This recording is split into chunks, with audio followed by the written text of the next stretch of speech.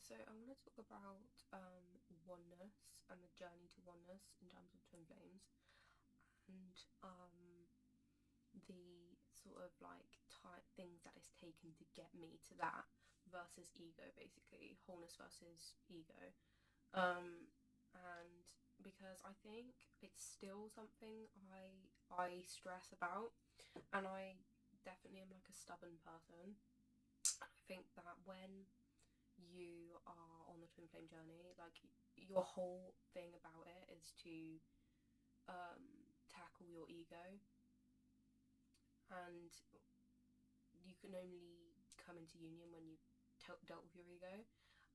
But I remember, I think different aspects come into how good or bad you are at managing your ego. But at the end of the day, your twin, if you're on a twin flame journey, like the whole basis of a twin flame journey is to overcome your ego and integrate with the universe, basically, and then let the universe lead you back into union through self work and stuff like that.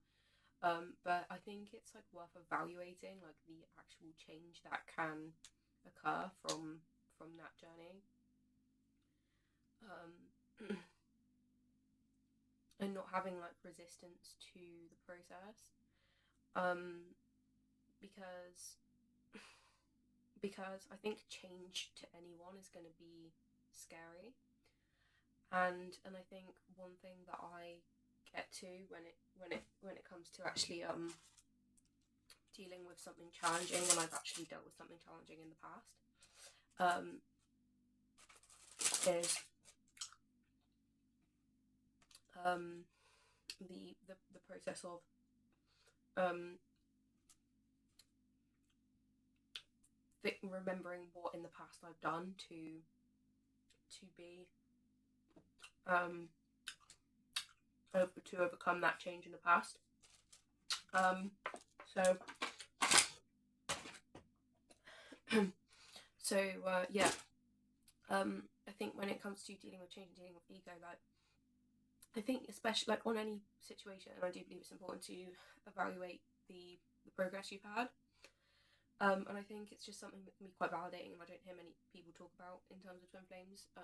The actual progress that you may have made on that journey, because it's a fuck ton of work actually, even though it's psychological, and often you get like it's something that you genuinely feel passion towards doing, and it's something you're driven to do, and that's why I'm so grateful for people's twin flame channels, because I think, and twin flames overall really, and it gets to the point where you start to have appreciation for all really, but all that is the kind of essence type style of things. But I definitely think it's helpful to evaluate your progress in terms of twin flame journey, because yeah, it's a fuck ton of work, and because obviously it's not something that is government run and stuff necessarily.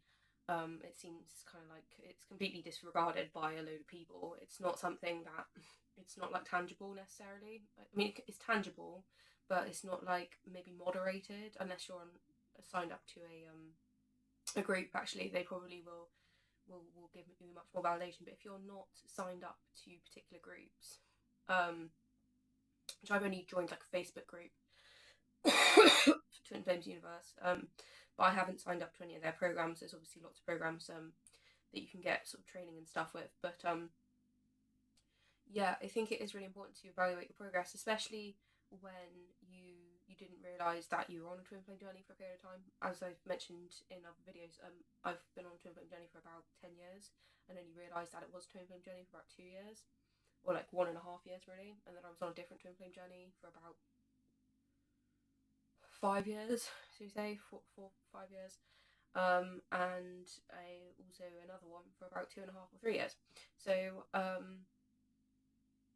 yeah, and that was really interesting, to be fair, when I found out about that. And yeah, because I think a massive thing with twin flames, and I've seen this time and time again, and I've never heard anyone talk about it. I mean, I've heard people talk about it as an overall statement, but I think twin flames come into existence in wherever they incarnate, because all people incarnate in different places to balance sort of the energies of the universe, if you will. And yeah, when you um when you incarnate as twin flame, you're going to have lots of trauma, and you're going to have lots of sort of feelings of not being in alignment, and issues surrounding your life, and a lot of negative circumstances. And that is just the way that twin flames will come into existence, because I think I've still not, and I'm still on my healing journey of balancing out myself and getting into alignment from that. I've spoken to someone yesterday about the religion of Muslimism and the way that all works, and how you're sort of, because I said to him, I do believe that source and that level is consistent with all religion, but in Muslimism it's a certain way of teaching of certain aspects that have helped me to heal, really, and this idea of being in alignment with what sort of Allah has for you. And if you're not in alignment with that, or you're in alignment with yourself, or you do things for yourself but you think it's from God, that's not good. You should be trying to please God, basically. And this is like a massive thing, as someone that's quite a can be overstimulated, and I feel like I've had to sort of, because I watched a video on INTP, and it brings me back to that, really, because I am an INTP, which is irrelevant really to this video in some ways, but it also it's had to make me be quite an individual thinker, because not many people are the way I am, and a lot of people are extroverted, and a lot of people, like, I've had to deal with my mental health because I was so overwhelmed by other personalities, really. So that being what it is, I've had to then moderate that, but on a spiritual level, it can also bring you to a place of being out of alignment, I feel like, with God, and dealing with circumstances that are not necessarily justified, which is one thing, and that's more I've learned about in the Masons, Freemasonry. It's the whole thing about Freemasonry, I think there's a lot of stigma around it, but a lot of it is actually, it's all about love and light, and it's all about justice, and it's all about sort of like giving an individual what they deserve from a place of justice, and what is organically right within the universe, sort of thing. And that can be one perspective, but yeah, I think when you are an individual thinker, and it's about getting into, because there's one thing to say, oh, I want to be in alignment with God, I want to be in alignment with the universe, because I was brought up a Catholic, so I felt like my connection to God or to source was God, and I, as in like through Christianity, should I say, and that didn't serve me. I'm not saying that I disregard it completely now, but I had to completely deprogram myself, and I'm still deprogramming myself from that mindset and mentality, because that was what I was indoctrinated into throughout my upbringing. And I've sort of had mixed feelings about this. I have a lot of gratitude for it in some senses, because you know, it's a powerful religion, and it's a leading religion in sort of the nationalities that I was born into, and because my family are sort of mixed origin, that those sort of religions will sort of be quite familiar to the groups of people I've been surrounded by throughout my upbringing. So I appreciate it, you know, and I think it gives you a good moral degree of understanding, and it can help you build discipline, understand right from wrong in a general sense. But I do think there's obviously, as with anything, a lot of biases sometimes that come from the church, and so maybe they're not even perpetuated in the church in hindsight. Sometimes often they're perpetuated outside the church, but even still it builds some stigma to the place where, if you're not called to being a churchgoer, you can get the wrong understanding of the divine and God and what's right and just, and fall into misleading mindsets surrounding that sort of side of things, and also it can be kind of exclusive, and I don't think there's any actual, now I see it again for what it was, the church definitely doesn't perpetuate sort of separation from God, But I think when you're not indoctrinated into that experience, it can bring a level of privilege to the people within it, from my experience actually. But obviously people are only human beings, and also other people can also assume they're not connected to God, so therefore maybe make less morally just choices and stuff.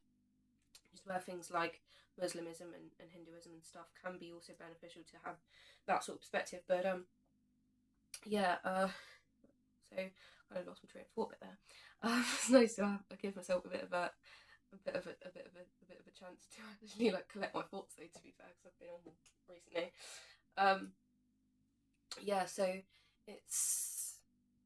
it's about getting back into alignment with yourself and with the universe, and as I say, that can come in many forms. So I was talking about ego to oneness, because so the thing about ego is that's what twin flames are here to clear, and the injustices and the indoctrinations and the collective, and that's why I talk about being born or being exposed to that sort of environment is going to be there's going to be a purpose to it. Basically, I like to see things in a tick box kind of checklist kind of way sometimes, where it's like there's a purpose for everything basically, and not all of it is worth being conscious of or aware of, but there will be purpose to your situation. So you're gonna be able to know what it is that you're studying with, because when you're going through environments, right, where things are difficult, and you've gone through a lot of adverse experiences, and you've gone through a lot of adverse situations, and you're considering like why you've had to experience that. In terms of a twin flame, obviously everyone has their own level of adversity, and that's worth also remembering, because even though we've had COVID, we've also still got like the same kind of energy on the planet. There's a lot of souls lingering, if you will, and I think it doesn't change the dynamics of the world, even though the world's changed to a different astrological era. Like, we're all still kind of the same human beings, if you will. Like, we've not changed into like an alien species. so yeah. But yeah, it can be a really, really challenging thing, and I think sometimes past life karma and past life trauma can actually be a reason for this sort of issue, and that's where past life regression can be really helpful. Like, I did a past life regression on my twin the other day, and they were really in touch with a lot of their past life trauma, like to the point where it's kind of like, wow, I can't believe how strongly you're in touch with this actual feeling. And I was like shocked. But then I had a similar experience like shortly after, obviously synchronicities with twin flames. Like, for example, I had something happen, and all of a sudden I just had this past life memory of being shot, and that was mad. That was like a really intense feeling, but it was just like, it's now I've got that, I'm in touch with that memory, now. So that was interesting. And yeah. So yeah. I think, yeah, just the karma and the past life stuff can be a big factor as to your ego, basically. And from my experience, it's not about the idea is not about attacking your ego, and it's not about attacking yourself for your feelings. I think that's definitely the stance I've taken in the past, just not knowing I was on a twin flame journey, basically attacking myself. And also, I think also from a karmic level, I definitely think, like, I did a video recently. I don't know if I ended up posting it. No, I didn't. I've just deleted it, I think. I'm not sure if I was going to post it. I'm not sure, but it was a whole video about karma, which I don't think I ended up posting for some reason. But it's a whole video about karma and the idea that I thought I had all this really, really bad karma to overcome, And whether I did or whether I didn't is kind of irrelevant. But I think sometimes it's easy to be overly harsh on yourself about negative karma when everyone experiences negative karma. Like, everyone has the same amount of karma, I think, negative and positive. Actually, I think that's probably the truth. I think we all have our own personal karma, and it's the same amount of negative and same amount of positive, like in like experiences. So I was like, oh, I've got all this negative karma, but I don't think it was any worse than anyone else's karma, like, overall. If that kind of makes sense. But again, I sound kind of egotistical just putting it like that. But it's this thing, and it's still the ego where you can kind of flip from being overly attacking of yourself to overly what's the word, like, justifying of yourself, where it's like to find that balance of like connection and like peace and emotional congruence with the universe, like, is kind of where you want to be in terms of like navigating. And that can be really healthy for the ego, because I think when you've got an anxious, preoccupied attachment style, or some other kind of attachment style that's not secure, even if it's like been in the past, I think this can be a problem. So it can affect your ego and the way you relate to things, because I think I've got a way of relating to things where I'm very like that. It's like a push-pull thing, but it's also twin flames. That's twin flames for you. The push-pull is normal within twin flames. It's about integrating that fear and then and then um and then transmuting it and finding peace within it. That's twin flames. So I can say it's anxious preoccupied, but then is it anxious preoccupied, or is it twin flame push and pull? It's kind of both, I suppose. But yeah, I think, and it's like, if you feel like, because it's one thing, again, like, twin flames is one thing, having a personality type that's like stubborn is another thing, but it's like also like not to, because I think part of the twin flame journey is also to love yourself, is to love other, be that the universe, be that other people, be that animals, everything that is, basically. So yeah, like, so you have to get to the point where like your ego is programmed, and you're telling yourself these narratives that are false. That's the massive thing with twin flames. It's this consistent narrative, false narrative, that your brain, because your brain is not your soul. Like, your brain and your soul want to be in harmony, but your brain can only connote logically what it can understand, and otherwise it's going to be dissonance there. So yeah, when your soul isn't, when your brain is not aligned to your soul, you're going to have that sort of dissonance with the oneness of all that is. And yeah, your ego and your mind will tell you these kind of false narratives and false stories of what is going to be right about your circumstances, about their circumstances, about how you were, about how you are, about how you will be, about like, and this creates separation.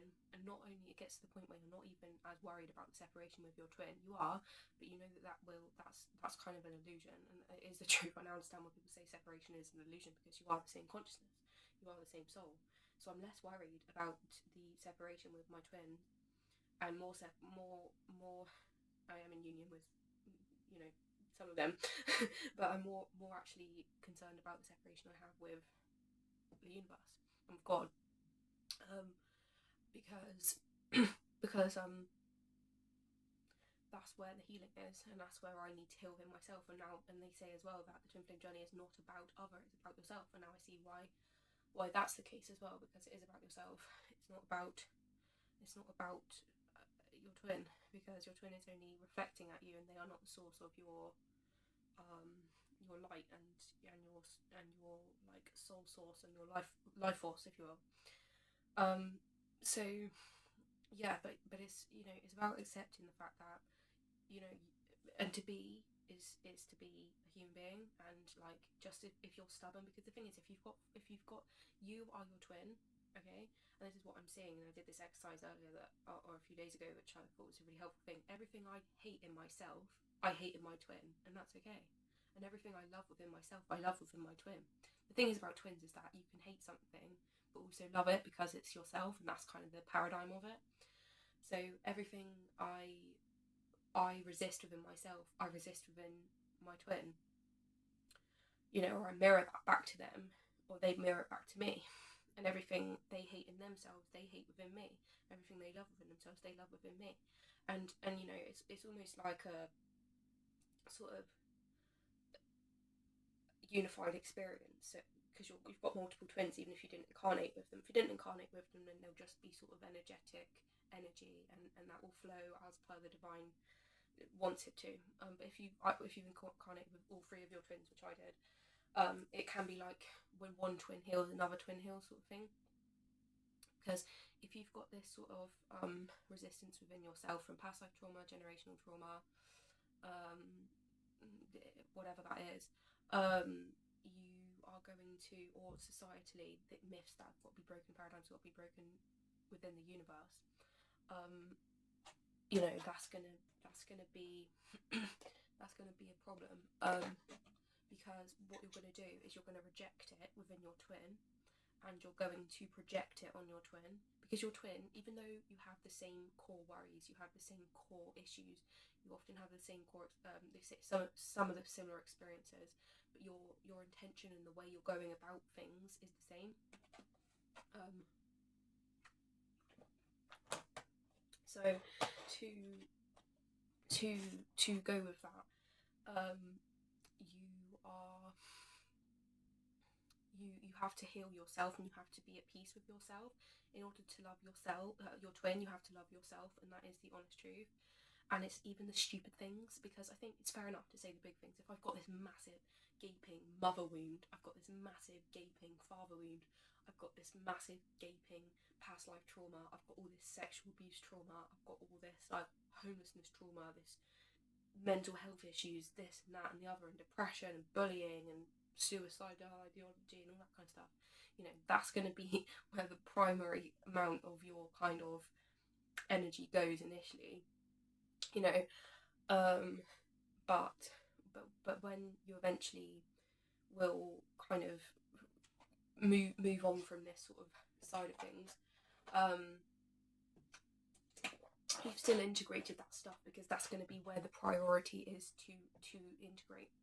And also, it's going to be where the world needs to heal as well, to be in touch with that stuff. You don't need to. I've had this issue before. I've not spoken about it on the channel though, but I think when you've had these sort of issues before, it's not about hiding them and being like, right, I've transcended this, bye bye, because you're going to be the next person that comes along with this sort of side of issues.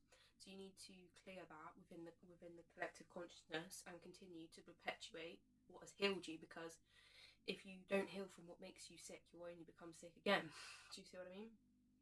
And and that's going to be helpful for other people as well in the collective, and that's the whole point. It's not about saying, well, right, well, I've cleared this sexual abuse trauma, I'm going to go back to being this very, very submissive and very, very frigid person because I've got this sexual abuse trauma. It's not about that. It's about being with your peace, perpetuating that. So yeah, but it's not about forcing it down the throats of anyone that wants to come up to you. But at the end of the day, also, if they've got resistance to you, it's not about forcing it down everyone's throat, but we can all be. But it's also about compassion. This is what also comes with loving the universe, is that to have compassion with other is having compassion with yourself and having compassion with source. And just if you're going through something, someone else will be going through something potentially worse, potentially more strong or powerful, that's going to be of more energetic force, and to hold space for that to whatever degree that makes sense within your life is going to be what's the most beneficial to the collective and most beneficial overall. And then also this idea of which I thought was really nice, to not see things as light and dark, but to see things as they are. So you're not going to apparently be able to ascend if you see things as good or bad, but to see things as they are, and to be able to, and that's basically, I can't really be bothered to like digress onto that whole right now, but it's helpful to do, because at the end of the day you're not going to be able to change what's external to you and what's out of your control. But if you can see things just as they are and not as good or bad, then it releases that judgment, and therefore it makes room for source love to sort of feel that, when as human beings we are not source love, even though many of us have gifts of healing and like language and things like that. You know, it's not going to be completely like relevant always, and also source love will be able to sort that for you, and you're not going to be the source of that. If it's coming through you through source, then that's one thing. But if it's not coming through source through you, it is coming from sources. If it's coming through you into other or towards other, that's one thing. But if it's not going through source, there's no point trying to be in that space when they need to be with God, you know, or just the world. And that's one other thing, because then it's just like respect for not necessarily respect, but it's sort of space for the universe, and love for the universe in that way. So yeah, it's about in terms of like, yeah, and it's like non-judgment, because I think it's so easy to project issues on other people, your own issues and your judgment and your projection. So as I say, to an extent this is healthy, and it is healthy because narcissism is a healthy part of some people. But when it gets to the point that it blocks source love, you know, from your own perspective, because that's all you can really do, and sort of clear that from the collective consciousness sort of thing, you're going to be able to have that within the universe, if you like. And yeah, I'm not going to ramble too far down that rabbit hole either, but yeah, I think it's just about, because I think it's just for me as well, like I have to get to the point where I've not got, I want to see it like a flow state now of being in touch, being in source, being in union with source, and therefore my twins. Because if you've got like blocks, and if you've got like triggers, yeah, it's about being able to ride the triggers and being able to like manage the triggers in a way where you're not going to be kind of detrimental to the situation and the circumstance, and be able to navigate healthy communication with your twins that are not going to be that's not going to make it unhealthy.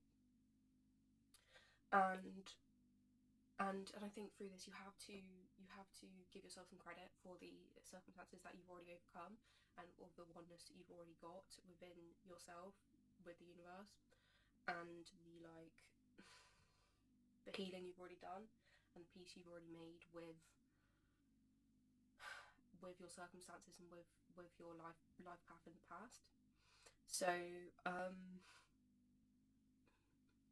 yeah, and I think about giving yourself that credit, because it can be not only very, very, very, very painful during the healing period and during the separation periods, but it can be a lot of work over a long, long, long time, and a lot of work and difficulty over a long time. And it's to be said that once you get in union with your twins, or whoever twins you've got, or with yourself, you know, it's not necessarily going to be the case that you're going to be able to navigate all of those circumstances,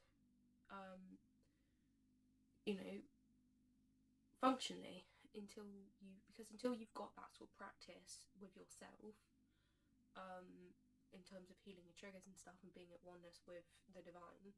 You're, in whatever form that comes through religion or whatever, you're not going to be able to do that with your twin, because at the end of the day, as soon as they hit a wound you've got, and it will be a wound if you've not got, it's not about saying, oh, I need to live in a place of perfection, but you need to be healed enough to be able to know what your set point is, if you like, to know what hurts, what doesn't feel good, and therefore what's not in alignment with you, and what's not in alignment with your belief systems, and what's not in alignment with other people, and what's not in alignment with your beliefs about other people, and all that encompasses that, really. So yeah, it's to be able to do that, you're going to be able to